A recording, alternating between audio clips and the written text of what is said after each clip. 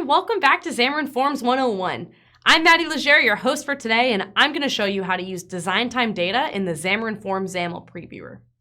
When you have really data-heavy layouts, something like list views or a profile page where everything is data-bound, it can be really hard to look at those things in the previewer and get an accurate representation of what your app is going to look like, because the previewer doesn't have your live data.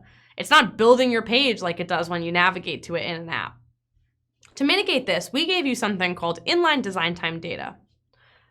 To get started with it, you're going to add a couple lines of code to your XAML file. You can get this code and just copy paste it straight from aka.ms/Xamarin.Forms-previewer.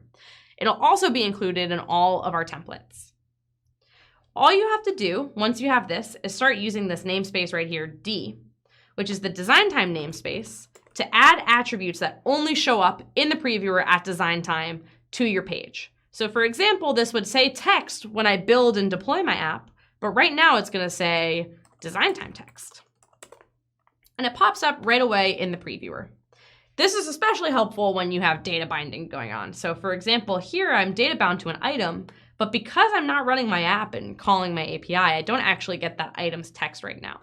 So using design time data, I will do d:\text equals item name. And then I can see what that label is going to look like when I actually do build and run my app with my real data. Let's take a look at how this works for lists, because lists are one of those really data-heavy things that, when you don't have design time data, often look like this. What I've done here is I have made a d:\list view item source. So my regular item source is binding items, my list of items, but I've made a fake array right in my XAML that will say first item, second item, third item, fourth item, instead of me having to run my app to see what this list view is going to look like. All I'm going to do is go into my data template right here for this list view and do d:\text equals, open my colon, binding dot.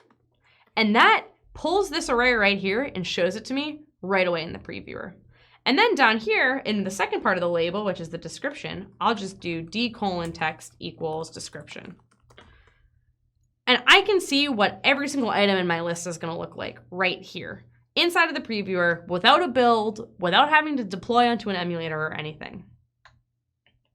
Again, you can see all the docs for the previewer, including design time data, at aka.ms/Xamarin.Forms-previewer.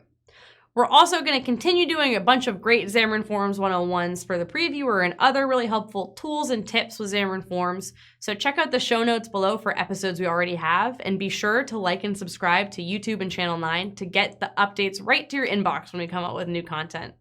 Thanks for joining. Hey, it's James, checking in on your Xamarin.Forms journey into mobile development.